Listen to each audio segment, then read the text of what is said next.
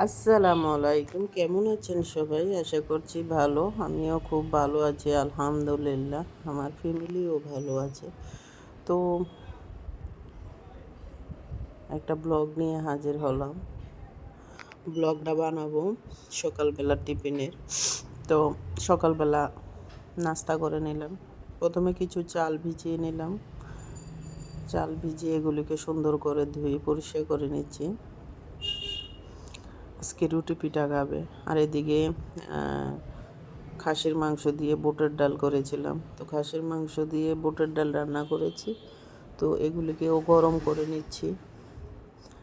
তো ঘরে মাংস হলে তো পিঠা তো লাগেই, তাই না?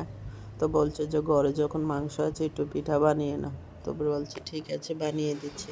তা আর এদিকে চালগুলি ব্লেন্ডার করে নিচ্ছি সুন্দর করে। চালগুলি সুন্দর করে ব্লেন্ডার করে নিচ্ছি। ব্লেন্ডার করে ডেকে ঢেলে দিচ্ছি, সাথে একটু লবণ মিক্সড করে নেব। তো ওজন মতো খোলা পিঠার কাই যেভাবে করে, হ্যাঁ এভাবে করে নেব। তো আমরা সকালবেলার নাস্তা একটু ওয়েদার ঠান্ডা হলে বা ঘরে মাংস থাকলে তো এই পিঠাটা বানিয়ে নেই। তো আমাদের মাটির চুলা বানাতে সুন্দর, কিন্তু আমি গ্যাসের চুলাই করি, কারণ মাটির চুলা পাবো কোথায়। এই জন্য গ্যাসের চুলাই করতে হয়। খুব সুন্দরই হয় পিঠাগুলা, মোটামুটি ভালোই হয়।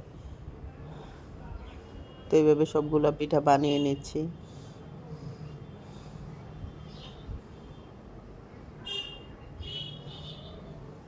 খুব সুন্দর হয়েছে পিঠাগুলো।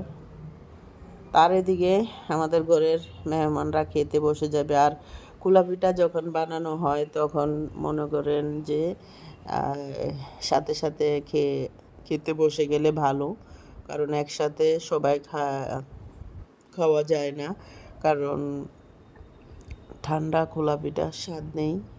খোলা পিঠা সিস্টেম হলো বানিয়ে গরম গরম খাওয়া। তো আমি বানিয়ে দিচ্ছি আর তারা বাপ বেটি বসে খাচ্ছে। তো আমি বলছি তোমরা খেয়ে নাও, আমি পরে খাবো, তোমরা খাও। তো তারা বাপ বেটি বসে বসে খাওয়া খাওয়া কমপ্লিট করে নিচ্ছে।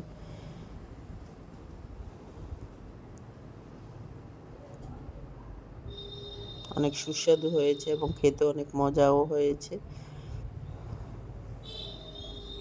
মাঝে মধ্যে এভাবে ট্রাই করবেন সবাই। আজকের মতো এখানে, আল্লাহ হাফেজ।